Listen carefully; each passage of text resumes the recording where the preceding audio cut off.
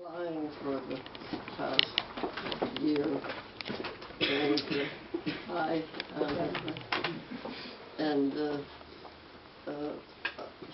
so he gave me a ride into France, and way up to the front lines, and I was doing my thing of translating the wireless into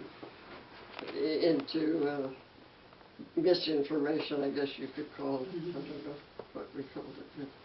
And I was happy there. I was doing my job every day. But my group decided I should come down to the south of France with them and help organize this new spy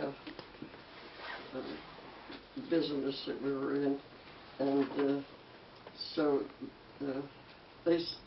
I resisted. I wanted to stay on the lines, but they sent a car for me and rushed me down to the south, and there I was unhappily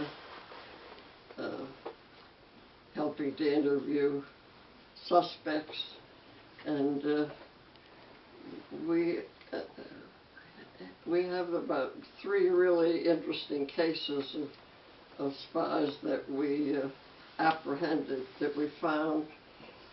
For instance, one of them, to show you the smallest things matter, one of our most efficient spies, we found him because he painted his house, newly painted his house, and we figured that nobody in wartime would have money to paint their house. You'd eat it. And he turned out to be our first double agent. You know what a double agent is? It's somebody who pretends to work for you but works for somebody else. And that person who painted his house was our first one. And before we finished down there in the south, we had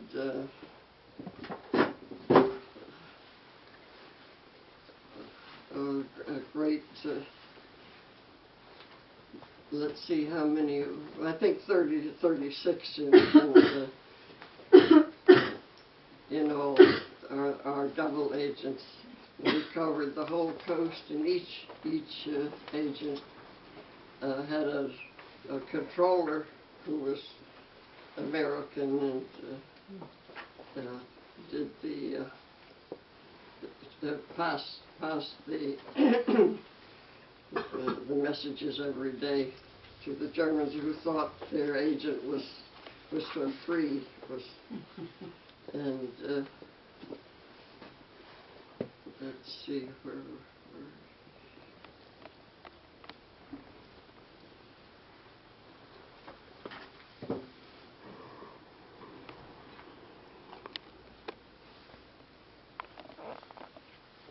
Yeah, I think we we stretched all the way from Monte Carlo over to the Atlantic Ocean with our information chain, with our double agents, and that we were told later that some of our information that we passed on was very helpful in her rushing the end of the war. And after that, hi.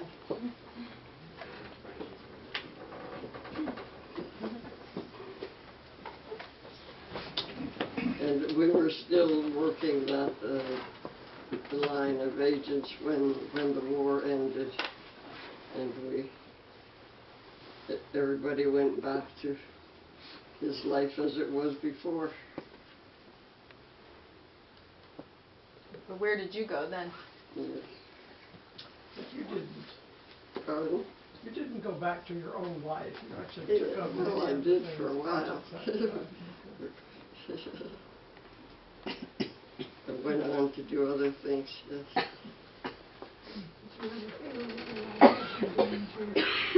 Not really. You know how you are. I was 19 or 20.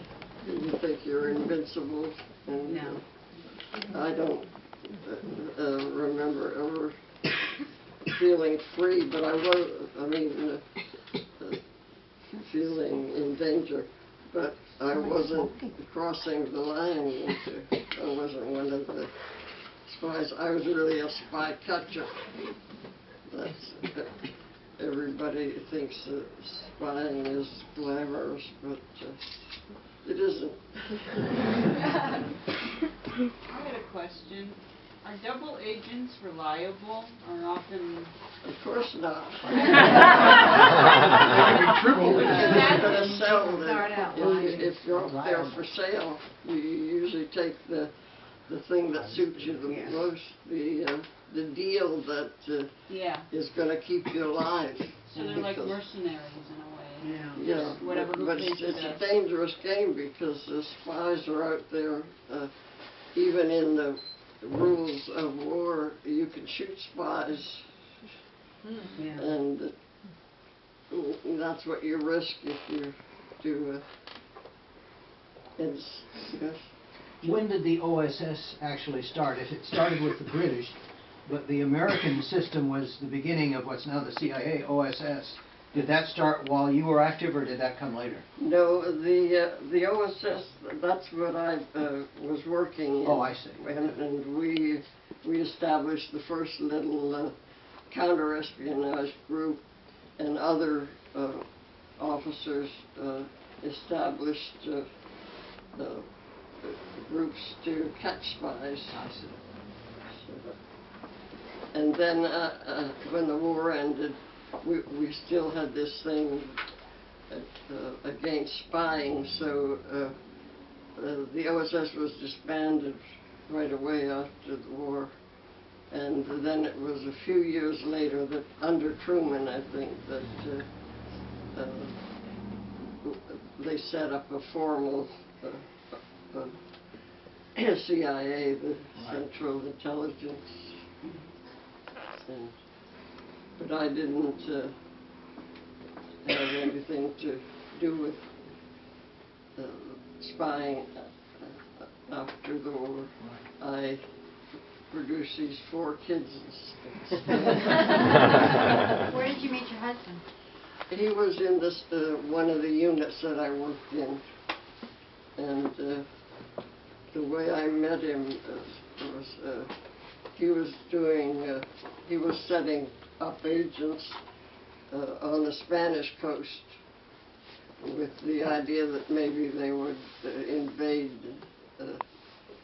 Europe through Spain, but they didn't. But anyway, my husband-to-be was planting these agents, and every time he would come back, he had to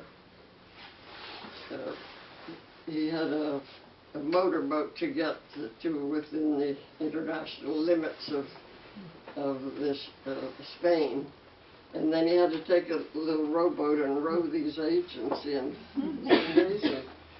It talked about not fearing anything. How old was How he? you can row yourself. How old was he and where was he from? I beg your pardon? This is the romance of the story. Where was he from and how old was he then? He was Spanish, and he'd just been kicked out of Spain with the Franco winning the Civil War. And then, well, I started to tell you that every time he came back from his adventure, he would have to write this report, and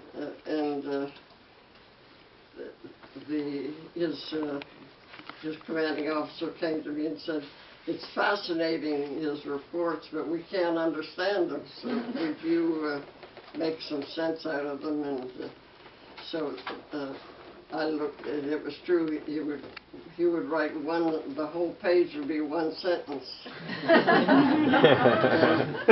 But they were very interesting, and people in the office would line up to read them Oh. before we sent them off to London, to headquarters. Were they in And they New York? asked me to do this, make it, his report understandable, and that's the way we got to know each other. But we were just friends we got married after the war. Was it the fact that he spoke a different language? Was that he spoke? Here's a guy who could pick up any language in a minute. You could, but he. No, he could. I was a really slow learner. What languages do you speak there? What languages do you speak? Not very many. Spanish and English, French, that's it. Could you say a little bit about your first book and experience in Morocco? Oh, well, I guess so.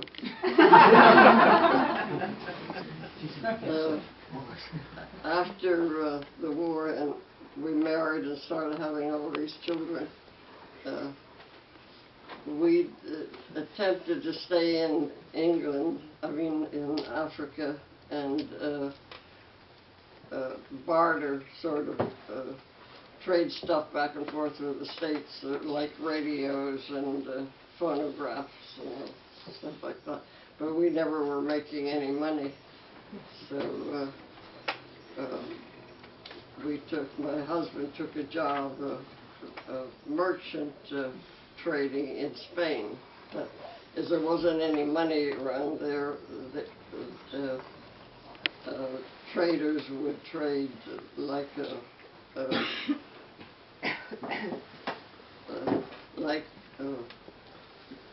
hemp jute for salt or something like that, just different products. And we were doing, my husband was doing that, but women again weren't, or still I should say, women still were not accepted as workers, and I was really bored in Madrid because I couldn't do the work that I'd been used to doing all of my life. So I I bought a tractor and went to Morocco. And there I introduced hybrid corn to the country. Not very successfully because they really prefer wheat as their basic. Do you want my water? Would you like some water? No, thanks. No, for sure. It might help. So there, I spent about 3 years or 4 years in Morocco, but just part of the season, because I had to go back to Madrid and take care of. Well, usually I took the children with me, but sometimes I left them in Spain. And that's how I met all these glamorous people like Ava Gardner and all, because when I would go back to Madrid, everybody would be having parties, and there would be people like Ava. Did you ever meet Paul Bowles in Tangier? Oh, I knew him very well, yes. Oh, my goodness. As a writer, yeah. Before he became well known, he was hiding out there. Do you write your own books? How do you get your books written? Yes, I do it myself. You Yeah. sit down and write it long? Yeah, our editors and publishers are always trying to snatch it away and write it their way, but I always resisted.